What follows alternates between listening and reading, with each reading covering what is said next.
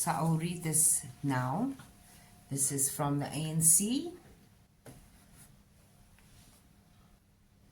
I don't think you'll be able to see up there, but very lightly it says, attention Helen, political desk. Okay, this broke my heart. I think before this,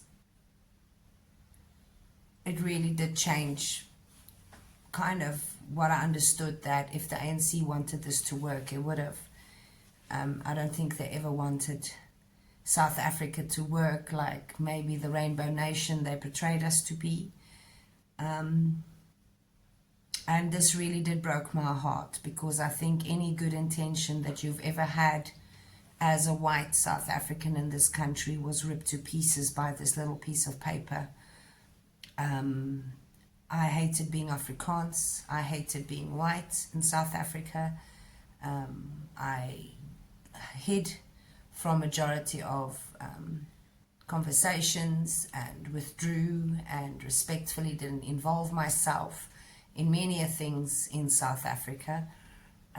It's like living on the fringes of a society, and when you do involve yourself, being seen as this evil white devil, it just kind of, I don't know, does something to you psychologically that you totally retreat from the societies. You can understand why a lot of white people then tend to go and move out of general society and remove themselves and gear up and war up and arm up and bar up, and we live in cages. Now, if it's true or not true, that is where the Afrikaner psychology is, mental workings are. So, yeah.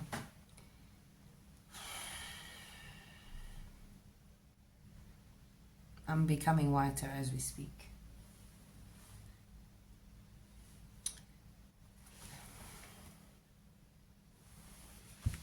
Okay, let's read. African National Congress, June of 1993, circulated, or circular number 213. This is number 6. To senior officials and marshals, the success story, our struggle for liberation. Number 1, the armed and constant threat of violence forced the white spineless regime to negotiate for a so-called peace. The psychological warfare through the churches to create a guilt complex with the whites was a victory over Christians. That's number 2. Number 3, the mass action the mass action was successful method to rip the nation's economy to pieces and to create panic for the rich settlers. Number 4, the constant uproar in black education is the 4th step to the liberation through education, because the white regime simply cannot meet our demands. Now, number 4 was very hard for me to read, because the guilt that I felt for Youth Day and being mostly the age of those children that died when 1993 came along, stuck with me for years. And to see that you've had these institutions strategically using the youth in such ways that they could harm themselves and be part of a war in such a way, really hit home. And I think the selfish needs of these people, not these, but number 5, all our 4 tactical attacks leave the regime powerless and gradually giving in to our demands. Number 6, all these help to create a feeling of helplessness and despair and to lose confidence in their government. Be careful not to upset the farmer too much before we gain control over the SAP and SADF. Now that's our police and our army. I can't say our in this clearly. Number 7, the constant pressure of violence and economic uncertainty forced de Klerk to surrender power to the oppressed people without a war like in Namibia. Okay. Affirmative action strategy after April 27, 1994. The greatest fear of the white settler is to lose his job, his farm or his house, and all the luxuries. This will enable the new democratic government to tax them to the utmost, while our comrades in MK and AMPLA continues with the part of the struggle. Number 1, surplus land will be redistributed amongst our people. Number 2, all positions in the public service will be replaced by comrades. Number 3, the security forces will be reconstructed with our comrades to protect our people. Whites were protected for 350 years. Let them experience to be second-class citizens. Number 4, no communication will be available to the white settlers. Number 5, health institutions will be Africanized and whites will pay according to their income to enable them to contribute to the liberated brothers.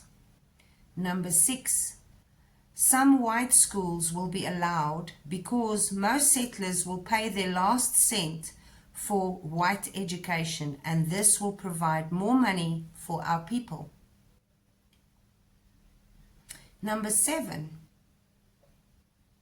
pension funds and insurance companies collected billions over the years will be to our disposal for education of our comrades in the years to come. And right at the bottom,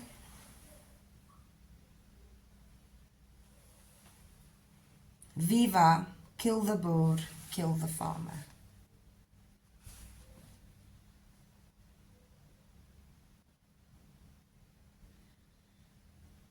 As of now, you would think 30 years on that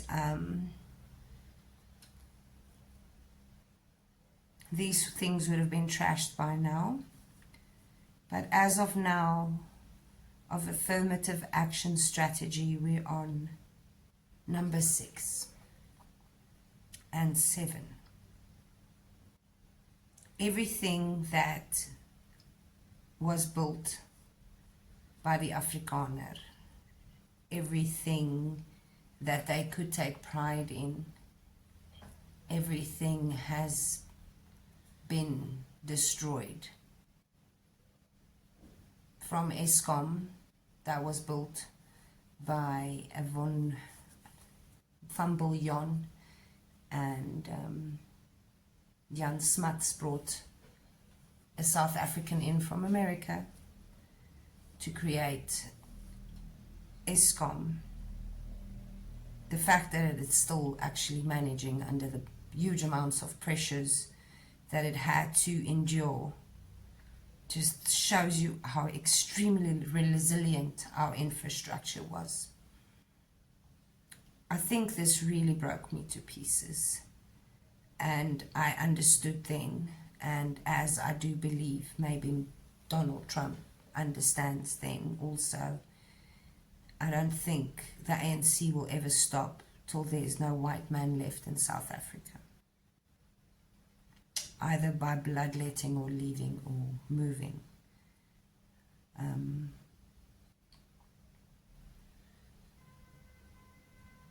So yes. So I want to tell anybody that's got many things to say internationally about the white Afrikaner, don't believe anything and everything you read or hear.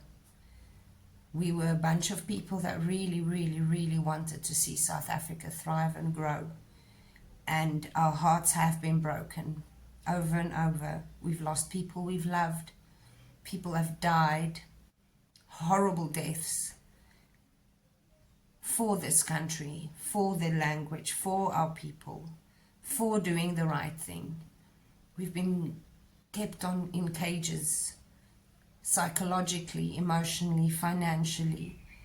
And I know you don't understand because it doesn't seem like anything. But when you've got a real good dog on a leash and you have him jump through hoops over and over and over, and that dog gets no love, support, or any, you're a good boy for years. When that dog starts biting back, you must wonder why. I do feel guilty.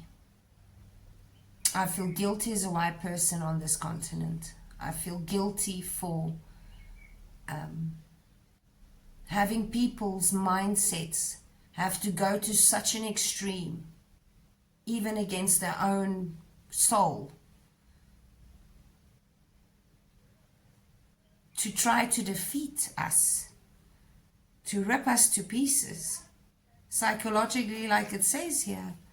I think I wanted to do right so badly that I didn't understand how much I fell underneath the psychological warfare bit. And I think I got very, very, very angry for it, because it does seem that doesn't matter what my intention might be or what my need for this country should be and my efforts. It just simply would not matter. It is a lie. And the last 30 years has been a lie. And I hope the world sees this. And I hope the world really, really sees this. But we know we are hated. And you will also hate us.